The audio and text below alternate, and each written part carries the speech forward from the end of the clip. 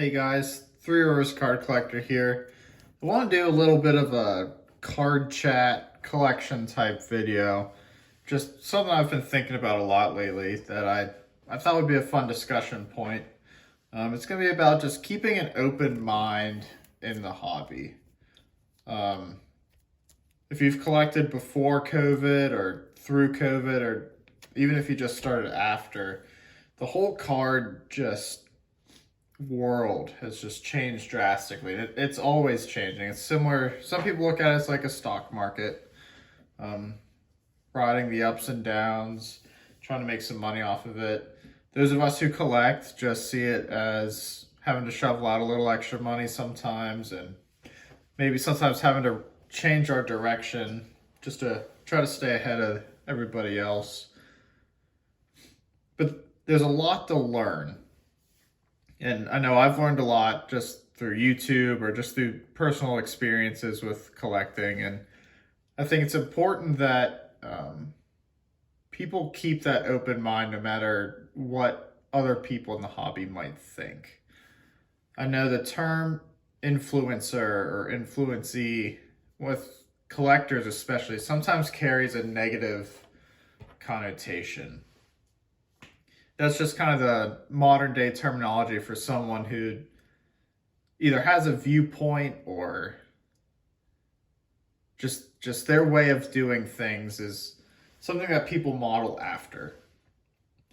And I know in the hobby especially, influencing, like people think of it, they're like pumping prices up, or they're just trying to get people to click on their videos and get the views and the extra money from YouTube instead of actually caring about the hobby and what it is. But sometimes it's okay to be an influencer, to share the knowledge you have and just maybe teach some newer people something they don't know. And maybe it's okay to be an influencee and just take in that extra knowledge and, maybe just see some stuff that you don't know about. That's what I'm going to talk about today. So when I first started back in the hobby, it was about 2017.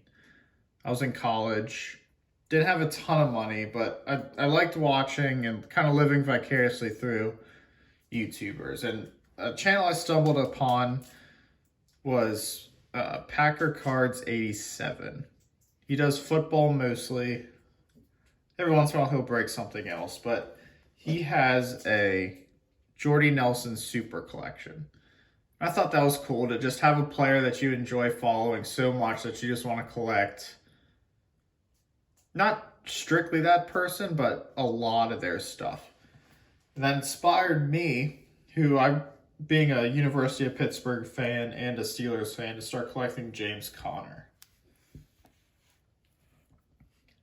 This is one of the cards I saw featured on his channel, the Jordy Nelson version at least, but it's the select die cut. I thought it was just a really cool card. I was newer back into the scene, I should say. As a kid, I really just kind of collected flagship Topps baseball and a couple other sports, but nothing fancy. But this card stood out to me. I like the die cuts. I love the shine. To me, this is one of the best James Conner pictures he has. Got the Rooney patch on his chest. It's beautiful. And I actually do have this complete rainbow as well. But that kind of got me started into the higher end collectibles stuff. And it's just something I didn't know existed, and I learned from his channel. Does that make him an influencer? Maybe not by the hip definition, but he influenced me to buy this card for my collection.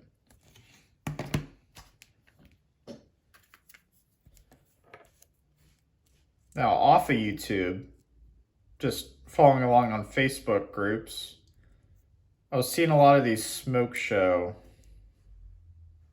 autographs out of black. I think this is from last year's, 2021.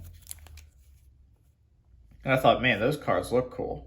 I love the acetate type finish on the card. They're on card, which I'm always more of a fan of the on card stuff.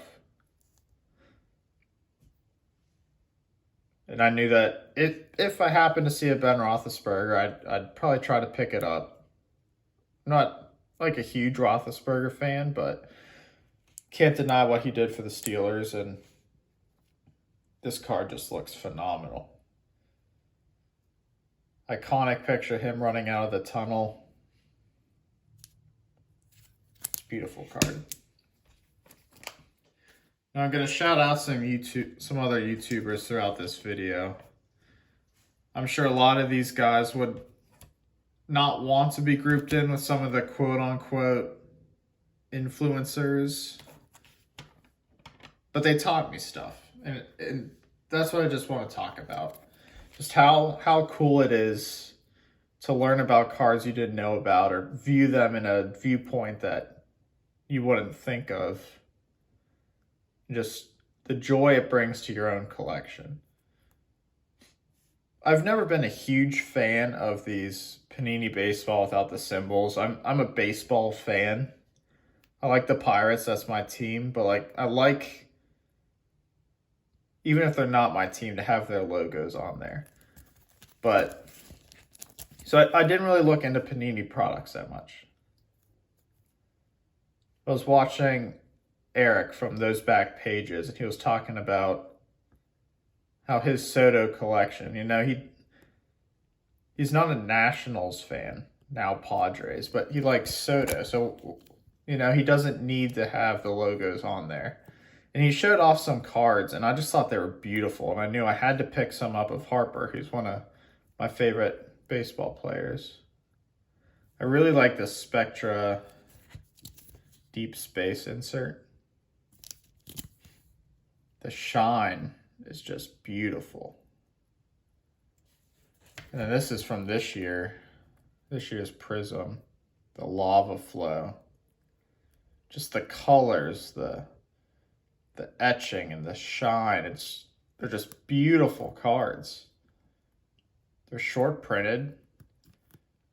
And just the overall look at the cards, it just distracts you from the fact that they don't have the logos on there. So if you have a favorite player of those, pick them up. They'd fit right in with your collection. I was watching one of Jake Legends Never Dies videos. He was showing off some Milk Duds cards. I thought, man, those are pretty sweet. I bought this one off of eBay not too long ago.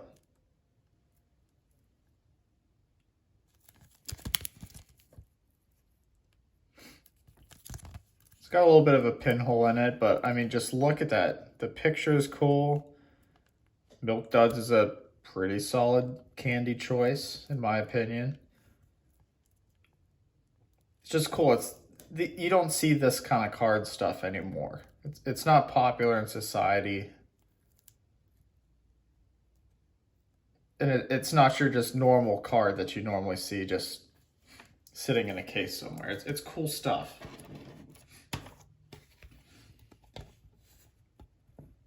It's a Willie Stargell Hostess card that I saw on John Mangini's Hostess Extravaganza.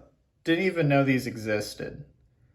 Saw this card in particular, and the picture, the colors, just that old school Pirates. I knew I had to pick one up. I immediately left his video, liked and sent him a comment. Just went straight to eBay and found this guy. Just beautiful card. Happy to have this in my collection. Would have never known about it if I was just stuck on my James Conner collection or stuck on just Topps issue cards. Dave from Blue Jacket 66 shared his Babe Ruth ice cream card collection. Thought, man, those are cool. I could never afford a Babe Ruth, though. Pirates have Pie Traynor, one of our all-time greats.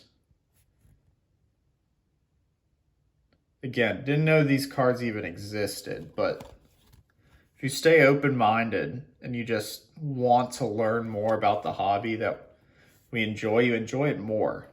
There's just infinite knowledge out there. So happy to have that card.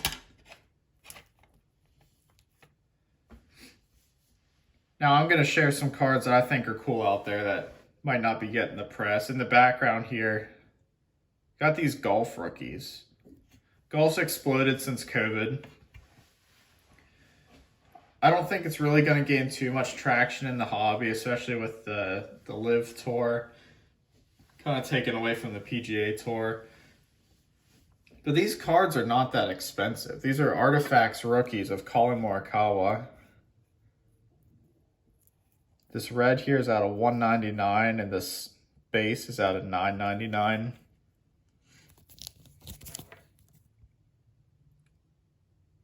I mean, they've got almost all the players. Golf cards haven't been super big, so they're pretty cheap comparatively to other sports.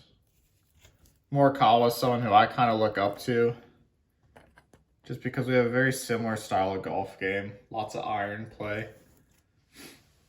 Relying on that to kind of get you on the greens instead of long drives and good putting. But I mean, they're just cool cards. If you have a favorite golfer, check them out. Again, pretty affordable. Then another one is for hockey. If you do hockey, you know the base rookies to have are the Young Guns, which get very pricey when you're talking about generational talent like Sidney Crosby here. I think his Young Guns raw go for almost $2,000, which is pretty much unobtainable for me right now. But I found this Fleer Ultra, which really cool looking design, in a BGS 10 pristine for like a quarter of the price of a raw beat up Young Guns. I know Ovechkin's got one too. Same year. McDavid's got one, but that one's numbered and a little harder to find, so I'm sure it's going to cost you a little more. But if you have a favorite hockey player and you don't want to shovel out the price of a Young Guns, check out their Fleer Ultra. Great looking pictures too. Definitely something to check out. So let me know what your opinions are on this subject. If the term influencer or influencee does leave kind of a negative taste in your mouth. Or maybe share some other YouTubers or other social media people that have taught you something that have just grown your collection and your just appreciation of what our hobby is. And I encourage you to share your knowledge also. Maybe make a video, show off some cards that are kind of not mainstream like these golf ones. And just teach some people about some cards that are out there that they might be interested in that they don't know about. So yeah, leave some comments below. Thank you for stopping by, and if you survived through this whole video, thank you. I look forward to hearing back from you guys. See you in the next video.